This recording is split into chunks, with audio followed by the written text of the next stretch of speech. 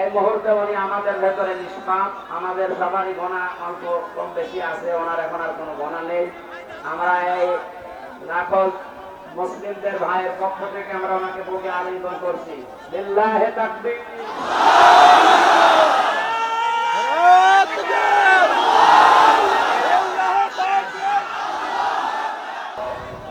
লা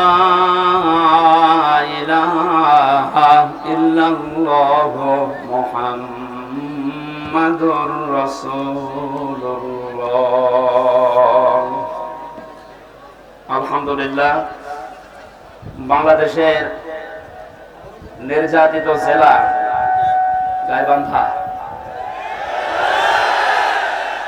কোরআনের জন্য বাংলার এই জমিনে সবচাইতে বেশি কোরবানি যারা দিয়েছে, 1 নম্বরে সাতক্ষীরা, 2 নম্বরে গাইবান্ধা। সুযোগ আল্লাহ যখন দিয়েছেন, ইন্নাল্লাহা লা ইউগায়্যিরু মা বিকাওমিন হাত্তা ইউগায়্যিরু মা বিআনফুসিহিম, ততক্ষণ পর্যন্ত আল্লাহ কোন জাতির ভাগ্য পরিবর্তন করেন না যতক্ষণ তারা নিজেদের ভাগ্য নিজেরা পরিবর্তন না করে। আল্লাহ একটু দয়া মায়া দেখি আমাদের হাতে যখন এনে দিয়েছেন, আমাদের ভাগ্যকে আমরা সুপ্রসন্ন করতে চাই। আমি কিছুক্ষণ আগে শহীদ বাংলার শ্রেষ্ঠ সন্তানের ভেতর অন্যতম শহীদ আবু সাইদের বাড়ি থেকে আসলাম আমার বাবার সাথে, এবং কবর জিয়ারত করে, এজন্য একটু দেরি হয়ে গেছে আসতে। কথা বন্ধ করেন, এমনিতে ইশারায় কাজ করেন, কথা বলা যাবে না। এই দেখা যাক না দেখা যাক কথা বলবেন না, শোনা গেলে হবে। শোনেন, খুব গুরুত্বপূর্ণ সময় আমরা পার করছি। যেহেতু কোরআনে কারিমের সূরা রদের এই আয়াতে আল্লাহ জানিয়েছেন যে যতক্ষণ তোমরা নিজেদেরকে না পাল্টাবে আমি আল্লাহ নিজে পাল্টিয়ে দেব না। সুতরাং আমাদের চেষ্টা করা লাগবে, আল্লাহ নিজে আমাদেরকে পাল্টিয়ে দেবে। চেষ্টা করার মালিক কে? অবশ্য আল্লাহ। আল্লাহ চেষ্টা করবে, আপনি কি ঘাস কাটবেন? সফলতা দেওয়ার মালিক কে বলেন তো? ওয়ালা তাহিনু ওয়ালা তাহজানু ওয়া আনতুমুল আলাউনা ইন কুনতুম মুমিনিন। কোনো চিন্তা নেই, কোনো ভয় নেই। পৃথিবীতে বিপদ যত বড় হোক, ঈমান যাদের ভেতরে আছে এদের ভয়ও নেই, চিন্তাও নেই, চিন্তার রেখাও এদের কাছে আসে না। তার বাস্তব প্রমাণ ডাক্তার শফিকুর রহমান, এটা জ্বলন্ত দৃষ্টান্ত। এই লোকটা, এত বড় বড় বিপদ আসে, শরীরের ভেতরে চেহারার ভেতরে কোনো চিন্তার লেশ পর্যন্ত আমরা পেলাম না। জেলখানায়ও দেখেছি না, কোনো চিন্তা নেই। সে বাংলায় একটা কথা বলে, ইংরেজি মিলে, নো চিন্তা ডো ফুর্তি, ওই রকম অবস্থায় আছে। এটা হয় শুধুমাত্র যাদের ঈমান পরিপূর্ণ থাকে তাদের ভেতরে। আমরা আজকের তেলাওয়াতকৃত আয়াতে তাফসীর আকারে কথাগুলো শুনবো ইনশাআল্লাহ। আমি যেটা সূরা রদ থেকে আপনাদের কাছে দিতে চাই, আল্লাহ যেহেতু জানিয়েছেন যে জাতি নিজের ভাগ্য পরিবর্তনের চেষ্টা করে না, আল্লাহ তাদেরকে পরিবর্তন করে দেয় না। সময় আসতেছে এবং আসবেও। আশা করছি বাংলাদেশের চট্টগ্রাম, সাতক্ষীরা, গাইবান্ধা, চাঁপাইনবাবগঞ্জ, ওদিকে বরগুনা, পটুয়াখালী, এই সমস্ত জেলা থেকে কোরআনে কারিমের যে খাদেমগুলো আসবে, আল্লাহ যেন তাদেরকে কামিয়াবি দান করেন আপনাদের মাধ্যমে। আমরা চাই এগুলো থেকে যদি বসে যায় কোরআনের কোনো খাদেম, তাহলে জেলার পুরা বদনাম হয়ে যাবে। বহু কষ্ট স্বীকার করেছেন, আপনাদের নাম স্বর্ণ অক্ষরে লেখা থাকবে বাংলার ইতিহাসে। গাইবান্ধা এই জেলার পলাশবাড়ি বলে একটা থানা আছে, এই থানা আদর্শ শিশু সদন এতিমখানার উদ্যোগে। শব্দগুলো খুবই গুরুত্বপূর্ণ। আদর্শ এই শব্দটা আমরা দুনিয়ার হিসাবে অনেকে মনে করি আদর্শ এ আর কি না, এটা গুরুত্বপূর্ণ একটা শব্দ মানব জীবনের জন্য। যতদিন পর্যন্ত এটা আমরা পাল্টাতে না পারবো দুনিয়ার ধ্যান ধারণায়, এ পৃথিবীতে কাঙ্ক্ষিত মানের শান্তি আমরা পাবো না। কারণ একমাত্র আদর্শ এই শব্দ বলে আল্লাহ নিজে ডাক দিয়েছেন রাসূলুল্লাহকে।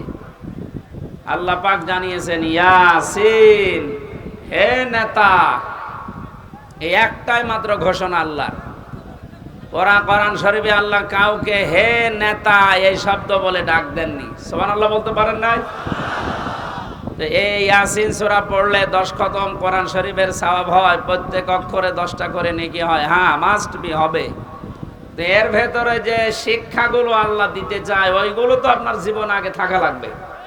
এর প্রথম শব্দ কি বললেন? ইয়াসিন। ইয়া মানে হে, ইয়া মানে কি? হরফে নেদা। সিন মানে সাজ্জেদ, সাজ্জেদ মানে বাংলায় নেতা। আল্লাহর ঘোষণা দেওয়া নেতা কয়জন? উনি একমাত্র আদর্শ দুনিয়ার মানুষের। সুতরাং বাংলার মুসলমানেরা মুহাম্মদ রাসূলুল্লাহকে বাদ দিয়ে আজ যারা অন্য কারো আদর্শ গ্রহণ করে নিজেকে আনন্দিত গর্বিত মনে করছেন, আপনি ভুল পথে আছেন। আর এই একটা কারণে আপনাকে জাহান্নামে যাওয়া লাগতে পারে। আপনি যদি অন্য ধর্মের হতেন আমি বলতাম না, আপনি যদি মুসলমান হয়তো না বুঝে ভুল করছেন। এজন্য আশা করছে আপনি এটা নিয়ে ভাববেন। মরণের পরে নবীজিকে আল্লাহ দেখিয়ে বলবে মান হাজার রাজুল, এই লোকটা কে ছিল? আপনি যদি বলেন হাজা নাবিয়্যুনা মুহাম্মাদুর রাসূলুল্লাহ সাল্লাল্লাহু আলাইহি সাল্লাম, ইনি আমাদের নবী মুহাম্মাদুর রাসূলুল্লাহ, এই কথা বলার পরেই কিন্তু ফেরেশতারা জিজ্ঞাসা করবে জীবনে প্রতিটি ক্ষেত্রে এই লোকটার আদর্শ মেনে চলেছো? এবার আমার মনে হয় যে মানুষগুলো বিভিন্ন সময় স্লোগান দিয়েছে, আমার নেতা, তোমার নেতা, অমুকের নাম দিয়েছে, মুহাম্মদুর রাসূলুল্লাহর নাম দেয়নি, ওই মানুষগুলো মাস্ট বি ধরা খাবে। আমরাও ধরা খেতে চাই, বলেন? এরপরও যদি কারো মনের পরিবর্তন না হয়, সে যেন বিশ্বাস করে তার বিবেকের উপরে কুকুরে প্রসাব করেছে। ও বলছে ঠিক। এখন যদি বাড়িতে যাই, এই যে যেখানে বসে আছে এনে যদি বাড়িতে সালাম দেওয়ার পরে ওনার স্ত্রী ওনারে গালি দেয় কুকুরের বাচ্চা বলে, ওনার ভালো লাগবে? বলেন, রাগ হবে না? উনি যদি জ্ঞানী মানুষ হয় চিন্তা করবে আমার তো শিক্ষিত বউ, এত ভদ্র ঘরের সন্তান, আমার গালি দেয় কেন? অবশ্যই এর জিনে ধরেছে। কিসে? জিন অথবা পরিতে ধরেছে, নাই তো আমার গালি দেওয়ার কথা না, স্বাভাবিক নেই। আপনি যদি কোরআনে কারিমের অথেন্টিক কথাটা শোনার পরে আপনার যদি বিশ্বাস দরবেশ বাবার মতো হইতো, তাহলে আপনাকে আমি বলতাম না। ও দরবেশ কোরআন হাতে নিয়ে বলেছিল এর ভেতরে সমস্যা আছে, এই কারণেই তো দাড়ি কেটে ফেলিস। আল্লাহকে অপমান করিয়েছে শুধু কোরআনে কারিমে, মানে সন্দেহ আছে এর ভেতরে এই কথা বলার কারণেই। যে লোকটা এই কথা বলতে পারে তার ঈমান বলে কিছু থাকার কথা। আল্লাহ বলেন যালিকাল কিতাবু লা রাইবা ফি, এর ভেতরে কোনো ভুল নেই, সন্দেহ নেই, সন্দেহের অবকাশও নেই। আর ওটা হাতে নিয়ে বলেছে এর ভেতরে সমস্যা আছে, তবে মেজর না। বলেন নাউজুবিল্লাহ। আমার ভাইরা, খুব অল্প সময় কথা বলবে গরমে, কিন্তু কথাগুলো আপনাকে নিয়ে যাওয়া লাগবে। ইয়াসিন বলে আল্লাহ যার নাম দিলেন তার নাম মুহাম্মদুর রাসূলুল্লাহ। সুতরাং আজকে থেকে যদি বিবেকটা কাজে লাগে, মুহাম্মদুর রাসূলুল্লাহ বাদ দিয়ে আপনি আর কাউকে নেতা আদর্শ হিসাবে মানবেন না। এ কথা দেওয়া যায় না? আলহামদুলিল্লাহ। শিশু সদন এতিমখানার নাম দিয়েছে। এতিম এ শব্দটার ব্যাখ্যা শুনছিলেন? এত গুরুত্বপূর্ণ বিষয় এটা। বিশ্ব নবী নিজে এতিম ছিলেন। নবীজি জানিয়েছেন কেউ যদি এতিমের মাথায় হাত বোলায় যতগুলো চুল পড়বে অতগুলো সওয়াব হবে। এতিমের দায়িত্বে যারা থাকবে কিয়ামতে নবীর সাথে এভাবে পাশাপাশি জান্নাতে থাকতে পারবে। এ সুন্দর একটা প্রতিষ্ঠানের উদ্যোগে আজকের আয়োজন। পলাশবাড়ি SM মডেল পাইলট সরকারি উচ্চ বিদ্যালয়ে, পলাশবাড়ি পৌরসভা গাইবান্ধা। সভাপতির দায়িত্বে আছেন আমার আরাফাতের ভাই আলহাজ মাওলানা আব্দুল মান্নান মণ্ডল। এতিমদের দায়িত্বে তিনি আছেন, আল্লাহ যেন এতিমদের এই দায়িত্ব পালন করার কারণে জান্নাতে নবীর সাথে এভাবে পাশাপাশি ব্যবস্থা করে দেন। মাহফিলের প্রধান অতিথি সাবেক উপজেলা চেয়ারম্যান গাইবান্ধা সদর, আমাদের অভিভাবক জনাব মোহাম্মদ আব্দুল করিম সরকার, বিশেষ অতিথি মাওলানা নজরুল ইসলাম লেবু, মাওলানা জহুরুল হক সরকার, আরও অনেক মানুষের নাম এখানে দেখতে পাচ্ছি, বিশেষ করে জনাব আবু বকর সিদ্দিক, অধ্যাপক গোলাম মোস্তফা, জনাব আবু তালিব সরকার মাস্টার, শহীদুল ইসলাম মনিরুজ্জামান সহ নাম না জানা মঞ্চে বসা শ্রদ্ধাভাজন ওলামা ইকরাম, সামনে বসা মুসলমান ভাইরা, পর্দার আড়ালের সম্মানিতা মা এবং বোনেরা, প্রাণ প্রিয় গাইবান্ধাবাসী, দল মত নির্বিশেষে কোরআনের এই আয়োজনে যারা সাড়া দিয়েছেন এবাদত মনে করে, এটা কিন্তু এখন এবাদত চলছে, যে এবাদতে কষ্ট বেশি হয় এবাদতে সওয়াব বেশি হয়। সুতরাং এই কষ্ট করে যারা এসেছেন শুনছেন এবাদত মনে করে বলেন আলহামদুলিল্লাহ।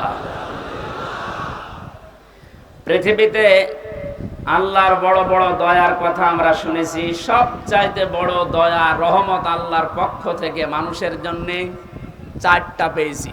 কয়টা বলেন বলেন? এটা তিরমিজি শরীফের হাদিস। আল্লাহর নবী বলেন, এক নম্বরে মানুষের সবচাইতে বড় দয়া, কিন্তু এটা পেলে মানুষ বেজার হয়। আল্লাহর দয়া রহমত, অথচ মানুষ পেলে বেজার হয়। কথাটা কেমন হয়ে গেল না? নবীজি কেন বললেন এবার মিলান তো? এক নম্বরে পৃথিবীর বড় দয়া রহমত, মানুষ যেটা পেলেই বেজার হয়ে যায় অধিকাংশ, তার এক নম্বরে কন্যা সন্তান। আমরা কি বেজার হব? আজ যারা জুজুর ভয় দেখাচ্ছেন বাংলাদেশে নারীদেরকে, যে ইসলামী আন্দোলন একামতে দিন যারা আছে, এরা যদি ক্ষমতায় যেতে পারে আপনাদের ঘর বন্দি করে রাখবে, এই জুজুর ভয়টা দেখানো হচ্ছে না? বাংলাদেশের জামাতে ইসলামী বাংলাদেশের শ্রদ্ধাভাজন আমির, আমার মনে হয় কেউ যদি জিন্দা আল্লাহর ওলি দেখতে চায় ওই লোকটার যেন দিকে তাকায়। এটা টাটকা ওলি। আমরা ওলি আল্লাহ খোঁজার জন্য সিলেটে যাই, সিলেটে যেখানে যাওয়া দরকার ওখানে যাই না। এক কথা বলেন না কেন? জীবিত ওলি দেখতে হলে এখানে যাওয়া লাগবে, সিলেটের পাশে মৌলভীবাজার কোলাউড়ায়। হেঁটে গেলে মনে করবেন এটা একেবারে জিন্দা ওলি। উনি ঘোষণা দিয়েছে নারীদেরকে আজ যারা জুজুর ভয় দেখাচ্ছেন, আমি গ্যারান্টি দিলাম যদি আল্লাহ আমাদেরকে জাতির খেদমতে কবুল করে, এই মেয়েরা পুরাটা উল্টিয়ে যাবে, তারা মনে করবে আমরা মায়ের কোলে আছি। ওনার কথার সাথে বাস্তবতার যেন আল্লাহ মিল করে দেন, বলেন আমিন। কন্যা সন্তান যাদের আছে আপনি বেজার হবেন না, কারণ কারো রিজিকের দায়িত্ব কারো হাতের উপরে, ঘাড়ের উপরে, মাথার উপরে আল্লাহ দেয়নি। যে আসতেছে দুনিয়ায় তার রিজিক সে নিজে করে নিয়ে আসতেছে। কথা বলেন এখানে? দায়িত্ব যতদিন আপনার উপরে আছে যেভাবে হোক আল্লাহ চালিয়ে নেবে।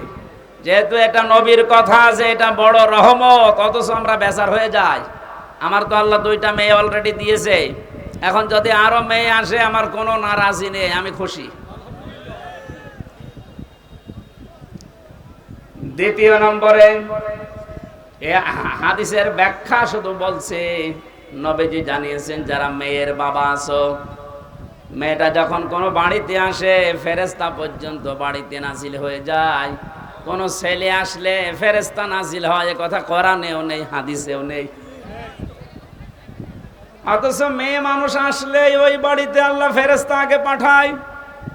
ফেরেশতারা আসার পরে মাথার উপরে হাত দেয়, ওই কন্যা সন্তানকে উদ্দেশ্য করে বলে এটা একটা দুর্বল দেহ, একটা দুর্বল দেহ থেকে বের হয়ে এসেছে।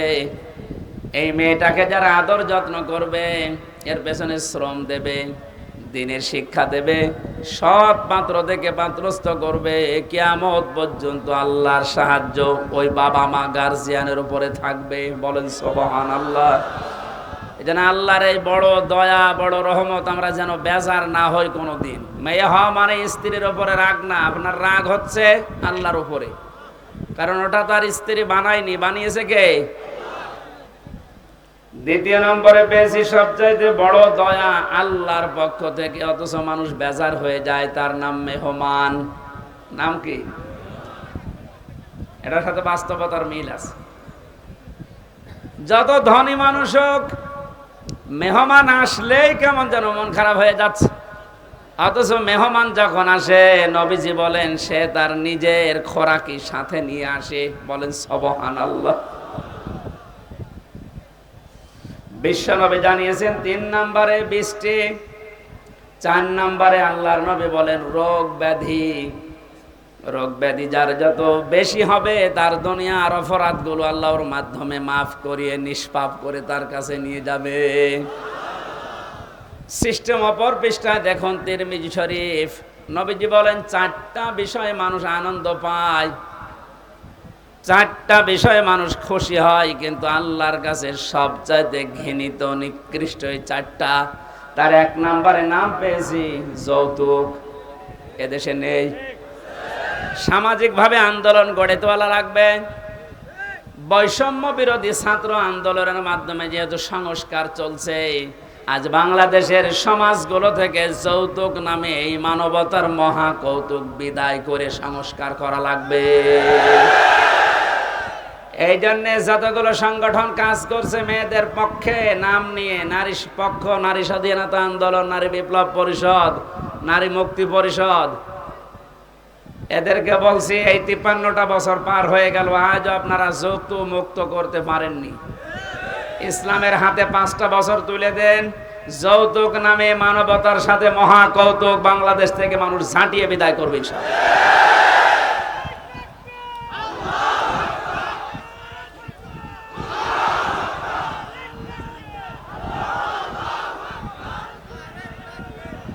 গাইবান্ধাবাসী 2 নম্বরে পেয়েছি আল্লাহর কাছে ঘৃণিত মানুষের কাছে খুব আনন্দ লাগে, মজা লাগে, তার নাম গীবত। নাম কি? এটা করা যাবে না।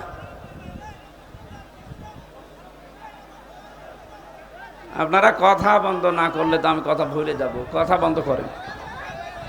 কি আসছে, মানুষের আসলে চাপ খুব বেশি হয়ে গেছে। নবীজি বলেন 3 নম্বরে মিথ্যা বলা, 4 নম্বরে সুদ আর ঘুষ খাওয়া। এই 4টা বিষয় আল্লাহর কাছে ঘৃণিত, কিন্তু মানুষ খুব বেশি আনন্দ পায়। আমরা যেন বিরত থাকতে পারি, বলেন আমিন। দরুদ আর সালাম পাঠ করি আমাদের নবী। কিয়ামতে যাকে সামনে তোলা হবে আর তার উম্মতদেরকে পেছনে তোলা হবে। এখন নবীর উম্মত আমরা হতে পেরেছি কিনা এটা একা নিজের কাছে জিজ্ঞাসা করি। আল্লাহর নবী জানিয়েছেন আমার উম্মত তো তারা।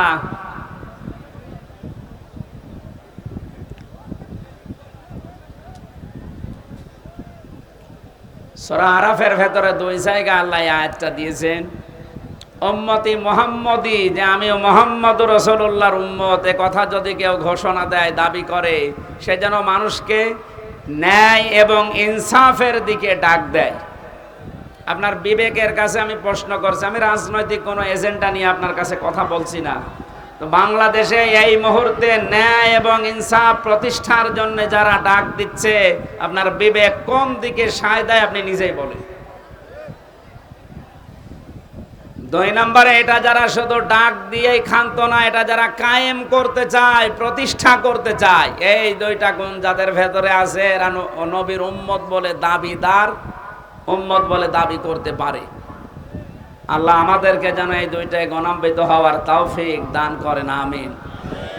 কোরআনে কারিমের বহুল আলোচিত একটা সূরা, সূরা মাআরিজ। কি নাম বললাম? এই মাআরিজ সূরা থেকে আমি কয়েকটা আয়াত পড়েছি বর্তমান প্রেক্ষাপট সামনে নিয়ে। কোরআনে কারিমের আয়াতকে আমি তাফসীর আকারে কথা বলার চেষ্টা চালাবো। ওমা তাওফীকি ইল্লা বিল্লাহ। জবান খুলে আগে একটু তেলাওয়াত করেন, আউযু বিল্লাহি মিনাশ শাইতানির রাজিম, বিসমিল্লাহির রহমানির রহিম,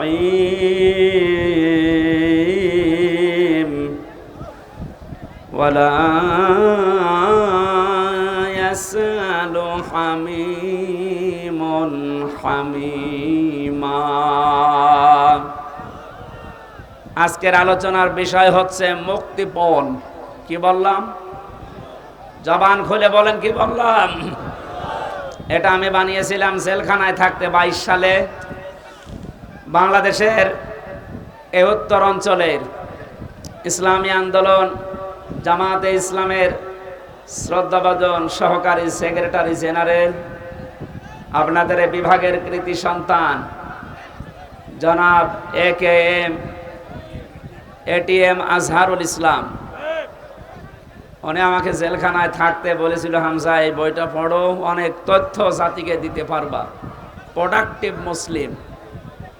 ওর ভেতর থেকে আমি একটা সাবজেক্ট বানিয়েছিলাম কোরআনে কারিমের এই আয়াতের সাথে।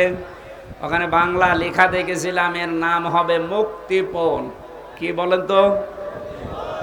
এই শব্দটা নিয়ে আজকে আমরা ব্যাখ্যামূলক কথা বলবো ইনশাল্লাহ। এখনো আওয়াজ আসছে কানে?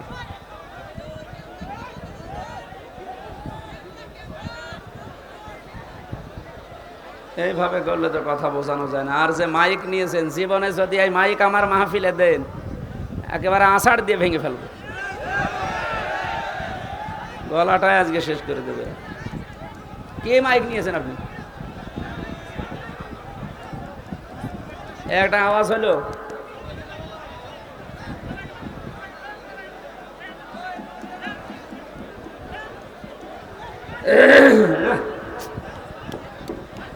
ভুল করেছে, আজকে না আসাই ভালো ছিল। ছাতা হাসানের আর মাহফিল কোনোদিন দিবা না।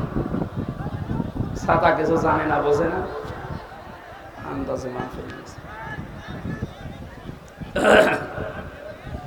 বলি যে এত করে যে টাকা পয়সা আমার দরকার হয় কম দিয়ে, আপনি জেলা শহরের মাইক নেবেন, রংপুর থেকে মাইক নিয়ে আসা যায় না? কোথায় বাদাম বিক্রি করে মাইক নিয়েছেন? অত জোরে আওয়াজ দিয়েও যদি আওয়াজ না শোনা যায়। আপনারা নিজেদের আওয়াজ একটু বন্ধ করেন তো ভাই। হ্যাঁ, একটু আওয়াজ বন্ধ করেন। আপনাদের বিভাগের সন্তানের কাছে পাওয়া বই থেকে যেহেতু এই সাবজেক্টটা বানানো, উনি থাকলে বাইরে আপনাদেরকে শোনাতেন। যেহেতু উনি এখনো ভেতরে, আমরা আশা করছি খুব তাড়াতাড়ি আল্লাহ আমাদের ভেতর ওনাকে ফিরিয়ে দেবে। কি আপনারা চান না? এই কথা বলেন না কেন? মাওলানা মামুনুল হক উনি আমার সাথে পাশের রুমে আমারে ছিল। মাঝে মাঝে জামাতে ইসলামী বাংলাদেশের যে মানুষগুলোকে বিনা অপরাধে ফাঁসি দেওয়া হয়েছে, আমি এই কথা সিঙ্গাপুরে, মালয়েশিয়া কয়েকদিন আগে এখানে বলেছিলাম। এই জালেম যারা এ দেশে 17 বছর জুলুম করে গেল, এই জালেমদের দোসর এখনো ওখানে পালিয়ে আছে। ওরা যে ওই দেশের রাষ্ট্রদূত যারা পররাষ্ট্র মন্ত্রণালয় আছে, ওদের কাছে নালিশ দিয়েছে যে উনি যুদ্ধ অপরাধী যারা মামলার আসামি তাদের পক্ষে কথা বলে। এটা যদি আমার অপরাধ হয়ে থাকে, আবু সাইদ সহ বাংলাদেশের হাজারের উপরে কয়েকদিন 5 তারিখের আগে যারা মানুষকে বিদায় করে দিল, এরা কি মানবতা বিরোধী অপরাধী না? আপনি শুধু নিজের দিকে টানবেন কেন? এরা যারা মারা গেছে এরা মানুষ না?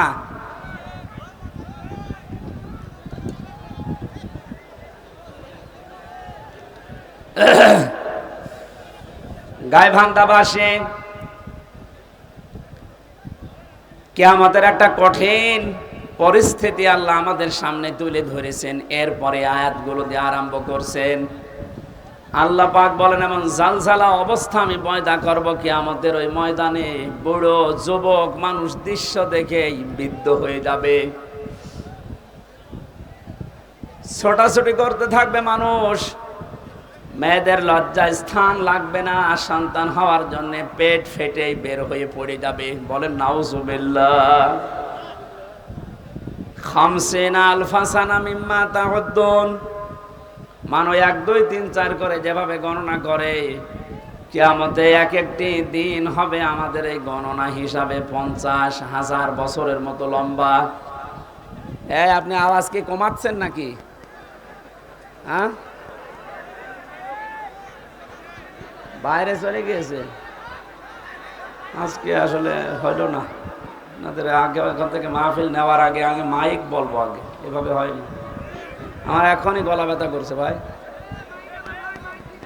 এরে এখন আপনি মেরে ফেললেও হবে বলেন তো? ওর মায়ের 700 কত পাওয়ার, এখানে 2000 পাওয়ার লাগবে।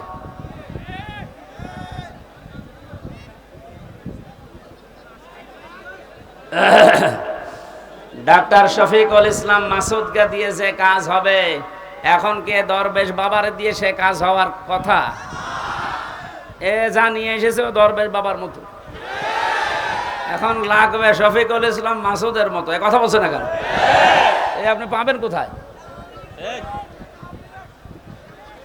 এই জন্য তো আমার কষ্ট হয়ে যাচ্ছে। এরকম একটা দৃশ্য আল্লাহ সামনে যখন নিয়ে আসবেন, আল্লাহ পাক আমাদেরকে সতর্ক করছেন, কোন বন্ধু কিন্তু বন্ধুর পরিচয় পর্যন্ত দিতে রাজি হবে না। আজ বাংলাদেশে আমরা একটা বাস্তব অভিজ্ঞতা দেখতে পেলাম, বন্ধু বন্ধুর পরিচয় দেওয়া না, বন্ধু অনেককে পরিচয় করিয়ে দিয়েছে। এই যে অবৈধ আনিসুল হক, পরে যখন ধরেছে, ও যদি নিজে নিজে চলে যেত, দরবেশ বেঁচে যেত। ধরা খাওয়ার পরে বলছে আমারে, ওই যে ওরে নিবেন না, ওটা দরবেশ। কেন? ও যে বললো আমি নৌকার মাঝি। কিসের মাঝি? ভালো করে তাকান, সালমান। ওরা আশ্চর্য হয়ে গেছে যে মানুষ এত নিচে নামতে পারে।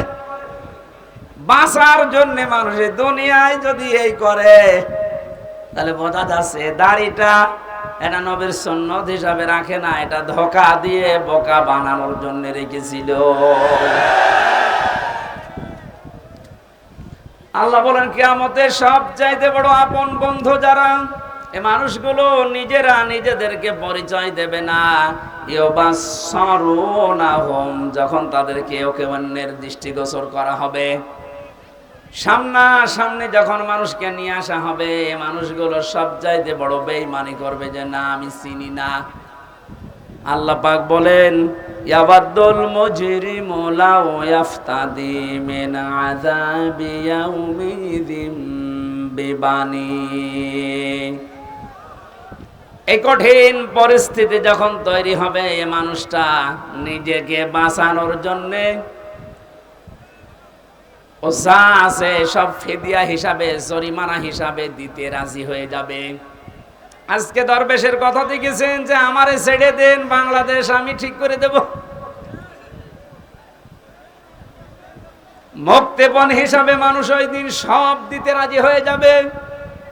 পৃথিবীতে যত আপনজন আছে তাদের নাম আল্লাহ সিরিয়াল আকারে কিছু দিয়েছেন, ওয়া সাহিবাতিহি ওয়া আখি। প্রথমে মানুষ তার স্ত্রী সন্তানকে বলবে আল্লাহ তুমি এগুলো নিয়ে যাও, আমার ভাইকে তুমি নাও। ও ফাসিলাতি হিল্লাতি তওবে, এই দুনিয়ায় যারা তাকে আশ্রয় দিত, দলীয় লোক, সামাজিক লোক, বংশের লোক, যারাই তাকে আশ্রয় প্রশ্রয় দিত, এই মানুষগুলোকে বলবে আল্লাহ এগুলো দিয়ে দিলাম। বলেন নাউজুবিল্লাহ। এ কথাকে আপনি 100 ভাগ বিশ্বাস করেন? বলেন। আমি আমার নিজের কথাই বলছি, আপনি নিজের সাথে এবার মিলাবেন। এই যে নিজের দলীয় লোকজন সব মানুষ দিতে চাইবে মুক্তিপণ হিসাবে, অমাং ফেল আরদি জামিআ, এমনকি দুনিয়ায় তার স্থাবর অস্থাবর যত সম্পদ ছিল সব আল্লাহকে বলবে আল্লাহ নিয়ে নেন। সুম্মা ইউনজি, এরপরও আমাকে আপনি নাজাত দেন, বাঁচান। মুক্তিপণ হিসাবে যেগুলোর নাম বললাম, নিজের স্ত্রী সন্তান, ভাই ভগ্গর, দলীয় লোক, দুনিয়ার সব স্থায়ী অস্থায়ী সম্পদ, ওর আর কিছু আছে? সব দিতে রাজি হবে, কোরআন বলছে। এরপরও বলবে আমাকে বাঁচান, আমাকে ছেড়ে দেন। আল্লাহ পাকও জানিয়েছেন সঙ্গে সঙ্গে কাল্লা, কখনো না। ইন্নাহা, আপনাকে যে রিমান্ডে নিয়েছিল 10 দিন, ওরে 2 দিন নেন, 2 দিন একটু রিমান্ডে নেন। কিভাবে আমির জামাত ডাক্তার শফিকুর রহমান উদার হয়ে সবাইকে মাফ করে দিয়েছে, কিন্তু উনি একটা শেষ কথা জানিয়েছেন, অন্যায়ের সাথে সরাসরি যারা জড়িত, এজন্য ভুক্তভোগী যারা, আমরা তো জানি আমার মেয়েটা আমারে চেনে না, ছোটটা, আমার মনে কি দুঃখ বলেন তো। আমি যদি অপরাধ করতাম আপনি আমার অভাবে রাখতে পারতেন, কিচ্ছু জানি না।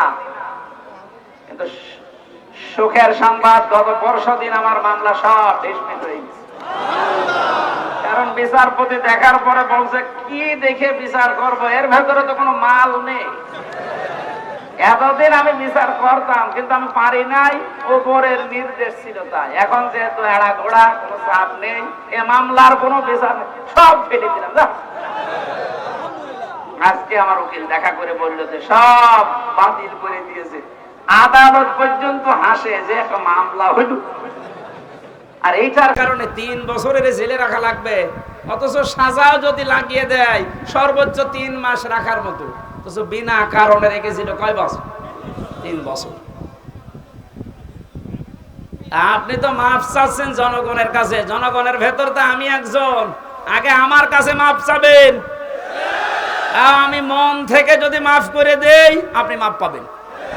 যদি বলেন হুজুর আল্লাহ না, আল্লাহ মাফ করবে না, কারণ আল্লাহ আমার উপর ছেড়ে দিয়েছে, কারণ এই দায়িত্ব এখন আল্লাহর নেই। আল্লাহ তো হককুল্লাহ আর আমি হককুল ইবাদ। এক কথা বলুন,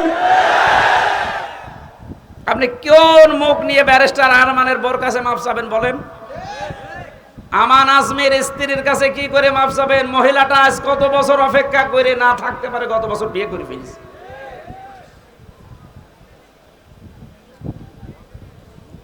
শয়তান পর্যন্ত আমার মনে হয় কান্নাকাটি করেছিল, কিন্তু জালেমদের মনের ভেতরে একটু দয়া আসে নাই। এত বড় কঠিন হয় মানুষ, একটু জানিয়ে দিতে পারতেন আপনি গোপনেও যে আপনার স্বামী বেঁচে আছে, আপনি ধৈর্য ধরেন, বের হবে। আপনি মেরে না ফেলে বাঁচিয়ে রাখলেন, আর আমরা জানি যে উনি নেই। মেরে ফেললে হয়তো ব্যারিস্টার আরমানের স্ত্রী অন্য জায়গায় বিয়ে করতো, যদি সংবাদ পেত যে আমার স্বামী নেই। কিন্তু এমন অবস্থায় রেখেছিলেন এর 8টা বছর, এত তারপরও কোনো অপরাধে জড়ায় নাই, ভাগ্য ভালো। কথা বলে না কেন? অন্য কোন সাধারণ মেয়ে লোক হলে কত কিছু কত জায়গায় পৌঁছিয়ে দিত। 76 বছর বয়সে এখন শুনছে নাকি বিয়ে করবে, আর তাদের বয়স 35 বছর 32 বছর। এই সমস্ত বয়সে নিজের যৌবনকে যারা 8টা বছর স্বামী আছে কি নেই এই দোদুল্যমান অবস্থায় নিজেকে কন্ট্রোল রাখতে পারে, এগুলো আল্লাহর টাটকা নির্ভেজাল ওলি। আর অনেকে ফতোয়া দিয়েছিল আল্লাহর ওলি মহিলা এই পৃথিবীতে একজন আছে, এ দেশে যদি কেউ জান্নাতে যায় মানবতার কন্যা জান্নাতে যাবে। শয়তান এগুলো শুনতো আর হাসতো, আল্লাহ তুমি আমারে শয়তান বানিয়েছো। গাইবান্ধাবাসী যে আয়াতটা দিয়ে আমি কথা শুরু করেছিলাম, এবার আসেন আল্লাহ বলেন এই যে নাজ্জাআতাল্লিশাওয়া, এ দরজা দিয়ে প্রবেশ করার সঙ্গে সঙ্গে মানুষের চামড়া খসে যাবে। রিমান্ডে আমিও 10 দিন ছিলাম, আমাকে ওরা শাস্তি দিয়েছিল কঠিন, 11 ঘন্টা টাঙিয়ে রেখেছিল, চোখ কালো কাপড় দিয়ে বেঁধে, হাত হ্যান্ডকাপ দিয়ে, পায়ে ডান্ডা বেড়ি দিয়ে এমন অবস্থায় টাঙিয়েছিল আমি 4 ওয়াক্ত নামাজ পড়তে পারি নাই। একেবারে যে কোরআন আমার সামনে, আমি সত্য কথা বলছি, জোহর আসর মাগরিব ইশা আমি ইশারায় পড়েছিলাম, কারণ জানি না যে এখন জোহর না আসর। মাটির নিচে এমন এক ঘরে নিয়েছিল, ওখানে দিন রাত বসা যায় না। এই কঠিন অবস্থাতে শুধু জিজ্ঞাসা করতাম যে স্যার এখন কি নামাজের সময় হয়েছে? ঝাড়ি দিত উপর থেকে, কিসের নামাজ পড়বা? যে কয়টা অফিসার আমি দায়িত্বে পেয়েছি কয়েকটা এত খারাপ, এত জানোয়ার, আল্লাহরও ভুল ধরতো। বলেন যে লোকটা আল্লাহর ভুল ধরতে পারে তার কাছে আমির হামজা কি? আমরা মাঝে মাঝে এই নখ তুলে নেওয়ার যে যন্ত্রপাতি গুলো আছে নিয়ে এসে বলতে যে নখ তুলে এইগুলো দিয়ে। আর এখন জালেমদের একটু শুধু ডিম মারছে তাই অনেকের সহ্য হচ্ছে না।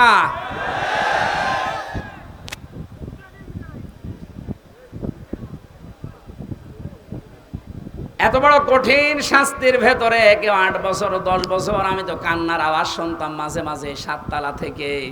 কারারক্ষীরা বলতো এমনকি ওখানে প্রশাসনের যে মানুষগুলো বলতো, হুজুর এখানে অনেকেই 2 বছর 3 বছর 5 বছর আছে, কেউ জানে না। আপনি যদি বাইরে যেতে পারেন বলবেন। কিন্তু ভাগ্যের নির্মম পরিহাস, বের হওয়ার পরে এমন এমন থ্রেট দিয়েছে, যদি কোনো কথা উচ্চারণ করি আমিও গায়েব হয়ে যাব।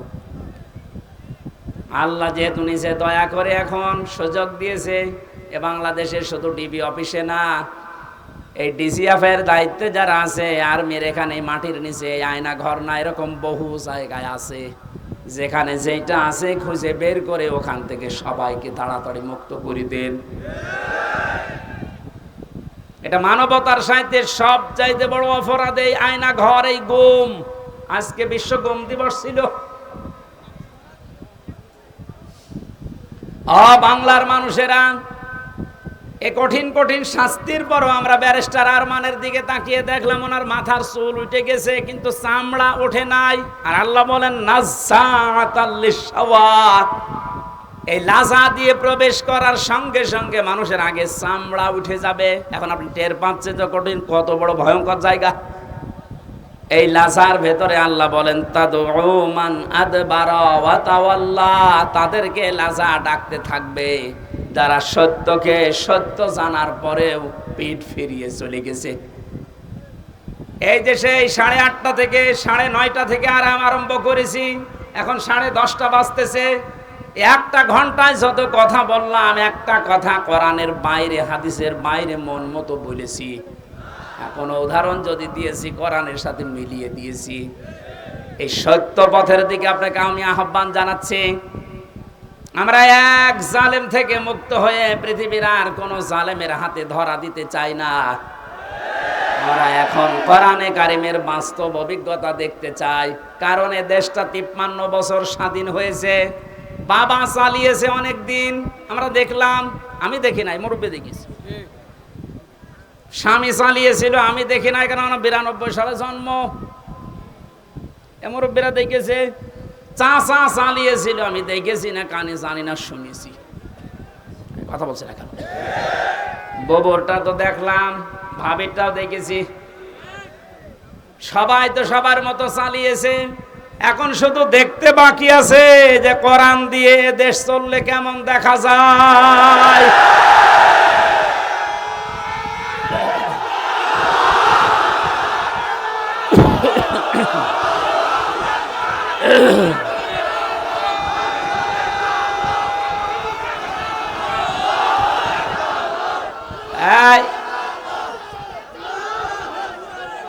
আজকে কে যেন ফতোয়া দিয়েছে যে নারায়েত তাকবীর এই শব্দটা বলা শিরক। কারণ নারায়েত মানে নারুন থেকে এসেছে, এটা পাগল।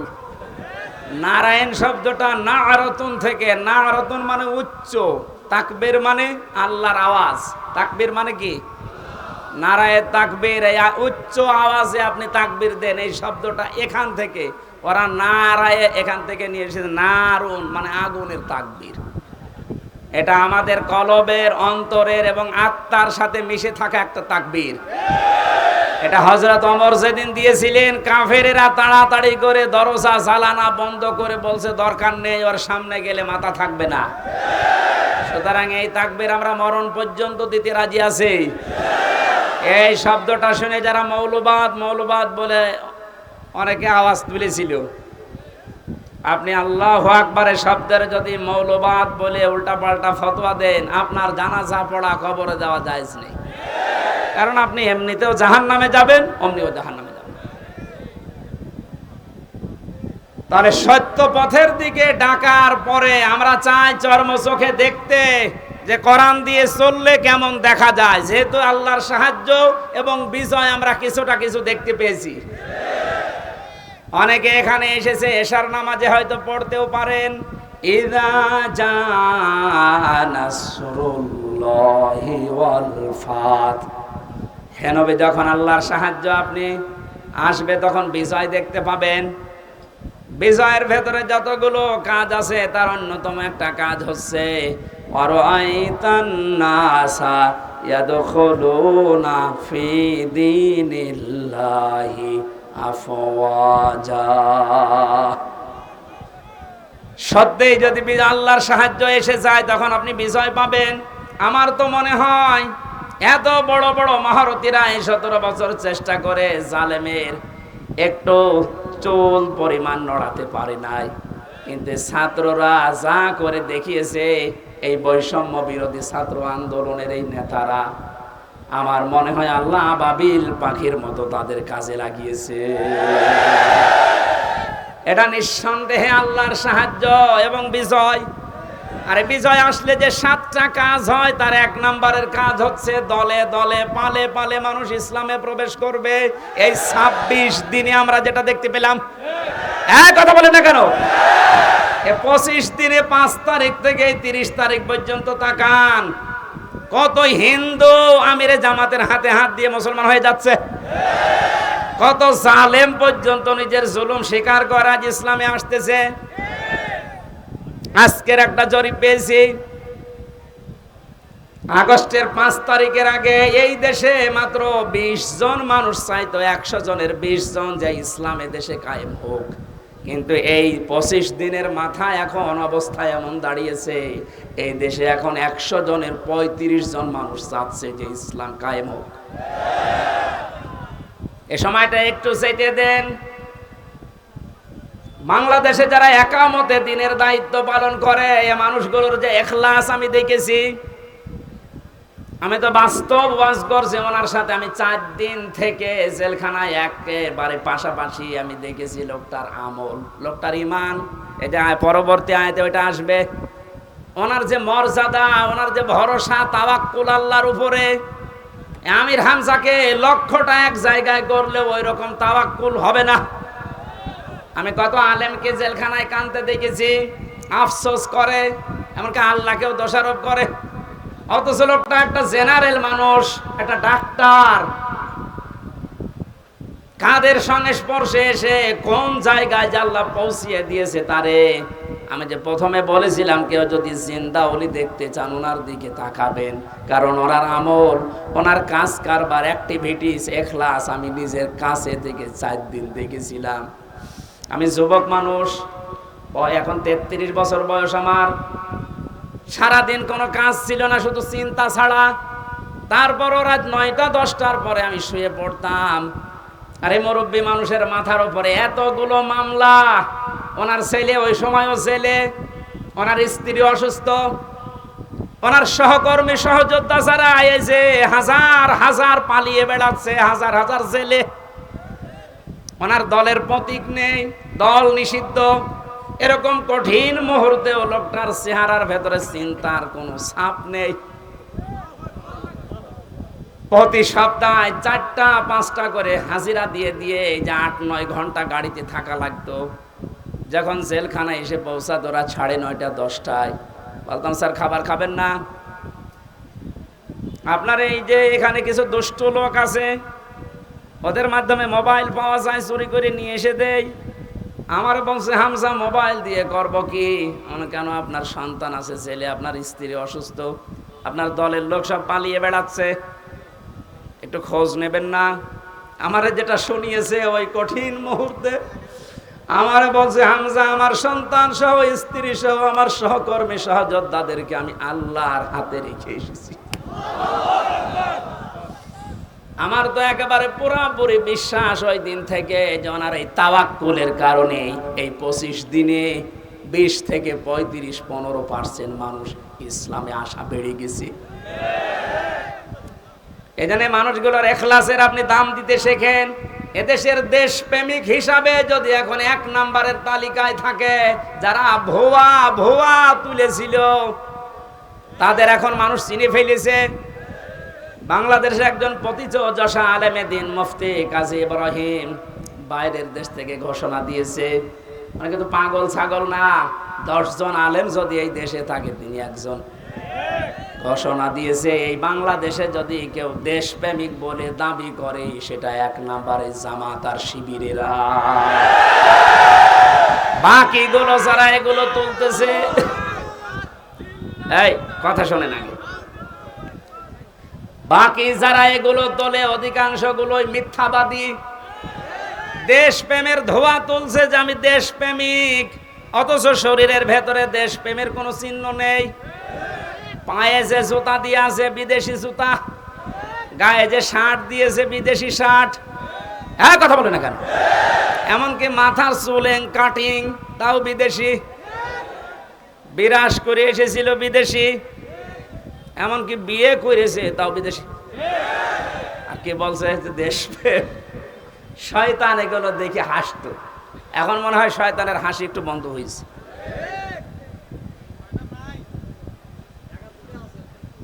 এজন্য সত্য পথে আহ্বান করলে আপনার অন্তত কিছু না থাকলেও কিন্তু বিবেক আছে। বিবেক থাকার পরেও যদি কেউ উল্টা দিকে চলে যান, সে যে দলের লোক হন, আপনাকে আল্লাহ লাজাই দেবে। লাজাই গেলে প্রথমে চামড়া খসে যাবে।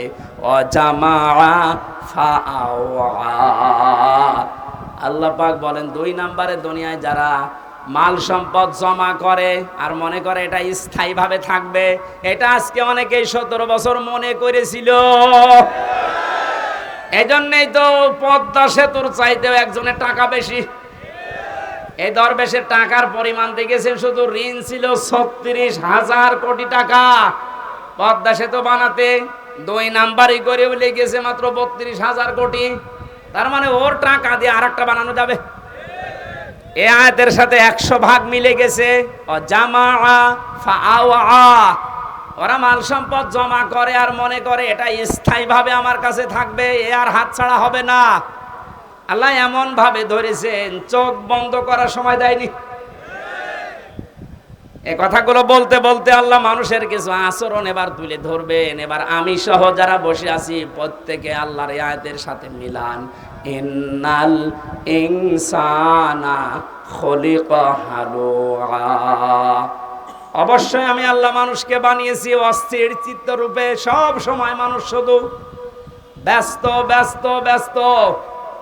2 নম্বরে ইদা মাসাহুশ শাররু জাজুআ।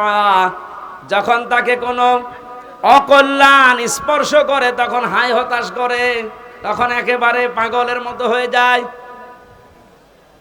ওয়াইদা মাসাহুল খায়রু মানুআ। যখন তাকে কোনো কল্যাণ ভালো কিছু পায় তখন ওই লোকটা কৃপণ হয়ে যায়। মানুষের কিছু চরিত্র বর্ণনা করছিলেন আল্লাহ রাব্বুল আলামিন বলেন, মানুষ অস্থির, বিপদে পড়লে মানুষ হায় হতাশ করে, নিয়ামত পেলে কৃপণ হয়ে যায়। কিন্তু তারা না, ইল্লাল মুসাল্লিন। মুসল্লিরা বাদ দিয়ে কারা বাদ? আমরা এখানে যারা আছি মুসল্লি কিনা বলেন তো? বলেন বলেন। জীবনে যাই করেন না কেন ফরজ নামাজ ছেড়ে দেবেন না। মুসল্লি যারা আছে তাদের এবার আল্লাহ 12টা গুণ দিচ্ছেন। সব মানুষের ভেতরে আগের বর্ণিত এই গুণগুলো আছে। এরা অস্থির, নিয়ামত পেলে এরা কৃপণ হয়ে যায়, বিপদে পড়লে হায় হতাশ করে। কিন্তু মুসল্লিদের ভেতরে এগুলো থাকবে না। মুসল্লিদের ভেতরে যেহেতু এগুলো থাকবে না, আর আমরা মুসল্লি দাবি করছি, কোরআন বলছে তোমাদের ভেতরে 12টা গুণ থাকা লাগবে। কয়টা? আজকে এই 12টা গুণের কথা শুনে বাড়ি নিয়ে যাবেন, তাহলে এই মাহফিল সাকসেস হবে। কথাগুলো আমরা বলছি, এই মাহফিলটা যেহেতু এতিমদের জন্য দিয়েছে, ওনারা বারবার পেছন থেকে খোঁচাচ্ছে যে আমাদের টাকা পয়সা কিছু দরকার এতিমের জন্য। 3-4 মিনিট সময় দিচ্ছি, 12টা গুণ আমি বলবো। যারা যাচ্ছে ওনাদের কাছে সর্বোচ্চটা একেবারে শেষ, বাড়ি যাওয়ার ভাড়া রেখে বাকিটা দিয়ে দেবে। আপনি রাখবেন না ভাই। আমার আশপাশে যদি আর কোনো জায়গায় অনুষ্ঠান আছে, মনে হয় যে পীরগঞ্জে আছে একটা, এরপরে কোথায় কোথায় যেন আছে আমি মনে নেই সঠিক, এলাকায় আসলে এশার নামাজের পরে আমারে তুলে দিয়ে, আর মাইক নেবেন জেলা শহরের পাওয়ারওয়ালা মাইক। আমার আজকে গলাটাও ব্যথা করছে। যারা যাচ্ছে কই, লোকজন কই?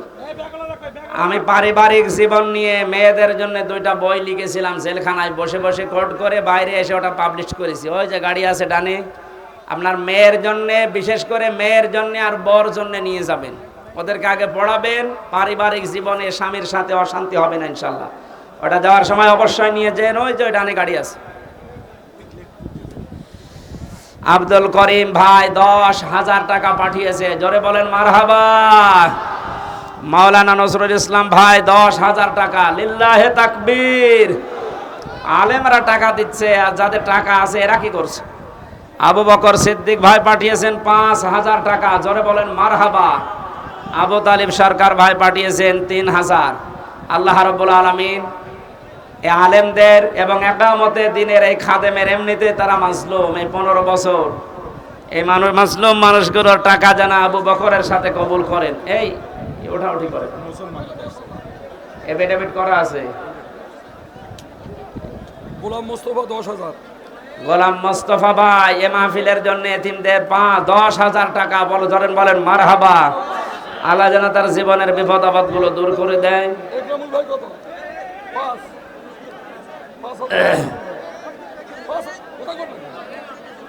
না, মাওলানা ইকরামুল হক 5,000। মাওলানা একরামুল ভাই পাঠিয়েছেন 5,000। জোরে বলেন মারহাবা। এই নিজে না দিতে পারলে একটু। এখানে আমার এক ভাই এসেছে অমুসলিম কুড়িগ্রাম থেকে, উনি ইসলাম ধর্ম গ্রহণ করবে, যে এফিডেভিট করে নিয়ে এসেছে। লিল্লাহে তাকবীর। নাম কি ওনার? না, এখন নাম কি? নাম কি ছিল? আপনারা দাঁড়ালেন কেন ভাই? দয়া করে বসে পড়ুন। আমাদের তো কালেকশনের ব্যাঘাত করবে। ব্যাগ নিয়ে প্যান্ডেলের ভিতরে গেছে আমাদের ভলান্টিয়ার ভাইরা। হ্যাঁ? আপনারা দয়া করে একটু বসে পড়ুন জিকিরের সাথে। দয়া করে একটু জিকিরের সাথে বসে পড়ুন। আপনারা একটু জিকির ওই লোক কই? আপনাদের এলাকার ইমাম। ভলান্টিয়াররা গেছে। আমাদের ব্যাগগুলো হারিয়ে যাবে, আপনারা একটু বসে পড়ুন। আপনারা শুনেন, এখনই আমাদের একজন হিন্দু ভাই ইসলাম গ্রহণ করবে। আপনারা সবাই বসে পড়ুন, সবাই বসে, এখনই বসে পড়ুন, সবাই বসে পড়ুন, এখনই ইসলাম গ্রহণ করবে।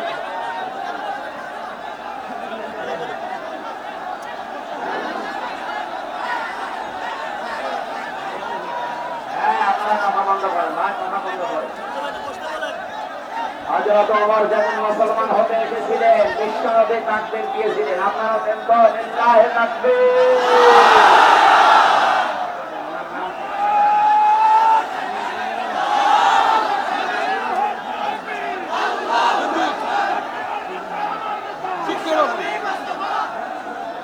আর ওনার নাম ছিল, পূর্বের নাম সেলিম নিরাসন, এখন বর্তমান নাম পছন্দ করেছে মোহাম্মদ নূর ইসলাম। ওনাকে আমরা কালেমা পড়ানোর মাধ্যমে আমাদের ইসলাম ধর্মে দীক্ষিত করবো ইনশাআল্লাহ। এই, আপনারা কথা বন্ধ করুন। চুপ করেন। বিসমিল্লাহির রহমানির রহিম। লা ইলাহা ইল্লাল্লাহ মুহাম্মাদুর রাসূলুল্লাহ। আশহাদু হাসুব। লা ইলাহা ইল্লাল্লাহ ওয়াহদাহু লা শারীকা লাহু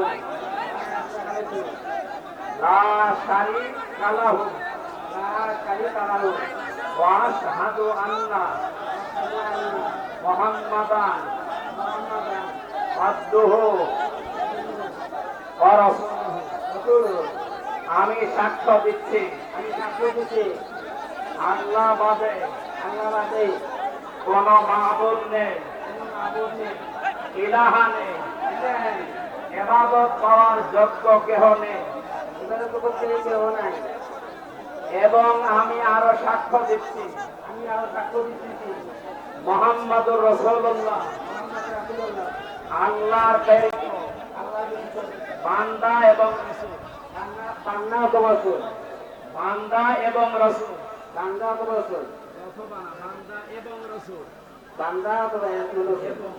এবং এই মুহূর্তে উনি আমাদের ভেতরে নিষ্পাপ। আমাদের সবারই গোনা অল্প কম বেশি আছে, ওনার এখন আর কোনো গোনা নেই। আমরা এই নাকচ মুসলিমদের ভাইয়ের পক্ষ থেকে আমরা ওনাকে বুকে আলিঙ্গন করছি। লিল্লাহে তাকবীর।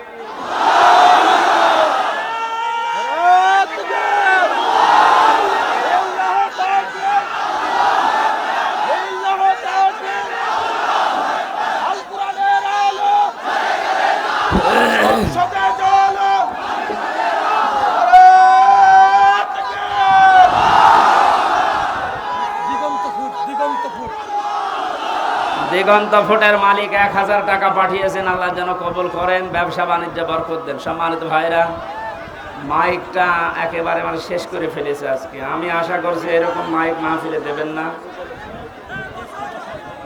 একটু আমরা এখনো মজলুম অবস্থায় আছি এবং মুসাফির অবস্থায় আছি। বসেন ভাই, এর তারপরও অসুস্থ অবস্থায় আছে। যে যেখানে দাঁড়িয়ে আছেন বসেন তো। এই যে দাঁড়িয়ে আছে ওটা স্ত্রীর জন্য, মেয়ের জন্য মাস্ট বি, অবশ্যই নিয়ে যাবেন সাথে করে। পরিবারে আমার মনে হয় জেলখানায় আমি দেখেছি 100 জনের প্রায় 70 জন এই পারিবারিক মামলার কারণে জেল খাটতেছে। এটা যেন আর না হয় সেই জন্য লিখেছিলাম, এটা নিয়েছেন। আল্লাহুম্মা আমিন। লা ইলাহা ইল্লা আনতা সুবহানাকা ইন্নী কুনতু মিনাজ জালিমিন। রব্বুল আলামিন, বৈষম্য বিরোধী ছাত্র আন্দোলনে যে মানুষগুলো জীবন দিয়ে গেল, যাদের মাধ্যমে আর স্বাধীনভাবে তোমার কোরআনের কথাগুলো আমরা বলতে পারি, শুনতে পারি, তাদেরকে তুমি শাহাদাতের মর্যাদা দান করো আল্লাহ। তোমার যে বান্দা আজকে তোমার ইসলাম ধর্মে দীক্ষিত হয়েছে, নাম নিয়েছে নূর ইসলাম, ইসলামের আলো, মেহেরবানি করে ওমরের মতো বানিয়ে দাও। এই পলাশবাড়ির ময়দানে যারা কোরআনের জন্য কষ্ট স্বীকার করেছে এদেরকে মাফ করে দাও। আগামীতে এই মাহফিলটা কোরআনের খেদমতে, কোরআনের প্রচার প্রসারে বিশাল আকারে কবুল করো। মা বোনদেরকে মাফ করে দাও। আজ আমার কণ্ঠের মারাত্মক ব্যথা করছে, আমার কণ্ঠটা তুমি ভিক্ষা দাও। রব্বুল আলামিন, যত আলেম এখানে বসে আছে, একামতে দিনের খাদেমরা বসে আছে, এদেরকে তুমি আবু বকরের সাথে কবুল করে নাও। এই বাজারে যত মানুষ ব্যবসা বাণিজ্য করে, আল্লাহ ব্যবসা বাণিজ্য বরকত দিয়ে দাও। যত এতিম এই পলাশবাড়ির মানুষেরা লালন পালন করছে, আল্লাহ এতিমদেরকে মেহেরবানি করে মুহাম্মদ রাসূলুল্লাহ যেহেতু এতিম ছিলেন, তার সাথে তুমি কবুল করে নাও। এদের অভাব অনটন দূর করে দাও। এই রংপুর বিভাগের মানুষেরা, বিশেষ করে আমরা জানি বাংলার অন্য এলাকার তুলনায় এরা এমনিতে একটু গরিব মানুষ, আল্লাহ এদের অভাব দূর করে দাও, এদের স্বভাব তুমি ভালো করে দাও। এই গাইবান্ধা জেলাটা কোরআনের ঘাঁটি, সারা বাংলাদেশ এটা জানে।